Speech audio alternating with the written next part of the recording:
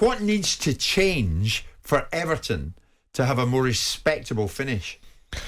Their recruitment policy, their understanding from the boardroom into the technical area of the football club, which is the core proposition, what players they're buying, why they're buying, what their managers are doing, what their managers look like, what their backroom staff looks like, and then stand back and let them do it. The challenge for them is, what do you do when before this game, Leeds United and Burnley were allegedly launching an assault, a legal claim against Everton and their breaches of financial fair play, which seem to have been tolerated by a series of, shall we say, slightly debatable, allowable adjustments that reduced their losses from 300 million down to 105 million, or beneath the radar. What can Everton do? We talked about it and we discussed that they've been able to get below it because they've got the Stanley Park development. They've been able to put those costs back in. They've made massive COVID adjustments. When you look at the adjustments they've made, they are quite eye-watering. I'm not quite sure how they've gotten away with them. The Premier League might have a question to answer there, but let's say they have got away with it, right? But they're still being sanctioned by the Premier League. They're still being told that their spending policy is something that they're monitoring. So here you go, Frank. How are you going to change that landscape? You've got a group of players that are patently aren't good enough. You've got away with it. Yeah. You've got away with it. You were 2-0 down at Palace.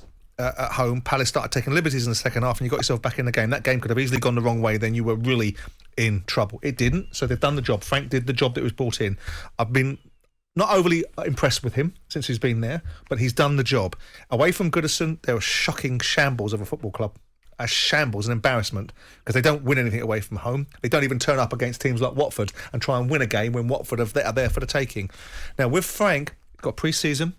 Can he trade? Will the Premier League let them do what they did with Luca Dina, which was sell a player, buy another player in exchange for him, because that's the way they're going to have to trade. They're not going to be able to supplement their playing squad because they are being allowed to not be sanctioned by financial fair play, because the sanction is, we will control your spend. You need our consultation and our permission to be able to acquire new players. So how does Frank transform that shower? Well, I think Danny, what we do know is Leeds and Burnley are threatening to sue the Premier League and Everton. Everton are saying external auditors have told us what we can and cannot claim against the pandemic. If they want to take legal action, they can do so by all means. Well, we'll have to wait and see on that. I can't comment. What I can comment on is what he can do is maybe he'll have to get rid of one or two of the assets. You know, if you think about Liverpool as an example, it's not comparable, but when Coutinho left, they signed 2 players with the money for one. And strengthen themselves. Coutinho left. Oh, we're going to replace him. No, we're not going to replace him. So who do you sell at Everton? Well, you've got Calvert-Lewin, who some people say Arsenal, that type of club, but he's, are after him. I'm not so sure because of the season he's had. We'll have to wait and see. Richarlison's an asset, and I think he would get big money. You'd get big money for him. I think he's a terrific player. Some of these financial adjustments that Everton are making are unbelievable. They're making observations that their players were worth something pre-COVID, and because of COVID, it's reduced the value of the player. So they want those adjustments. It's not the only football club doing it. But the other thing with Frank, but they are being allowed to overcome financial fair play. But the advantage you've got with someone like Frank, of course, is his contacts in terms of players he still knows, and the loan market, which he should be able to work in his favour. Especially if you think of the likes of some of the Chelsea players now who'll be available for loan as well. So I think that's a good angle for him. I think that's something he'll have a good look at. They've certainly got to do something, because like Leeds United, they cannot afford to be in this position again. They won't be.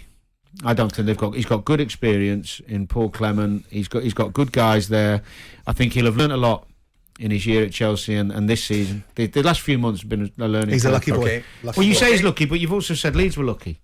You know, everyone's lucky who stays up. The league table doesn't lie, does it? They've won enough games and got enough points. They stayed up, and as you say, they probably You could argue lots of teams have been lucky. I mean, the fact is, the 3 teams who go down are the worst teams. Everton have won the games at home when they've had to stay in the division. They've come back from 2-0 down to win again. They've showed character. Let's hope they've learned a lot. Jim White and Simon Jordan. Monday to Friday mornings from 10 on AM, on DAB, via the talkSPORT app and on your smart speaker. talkSPORT.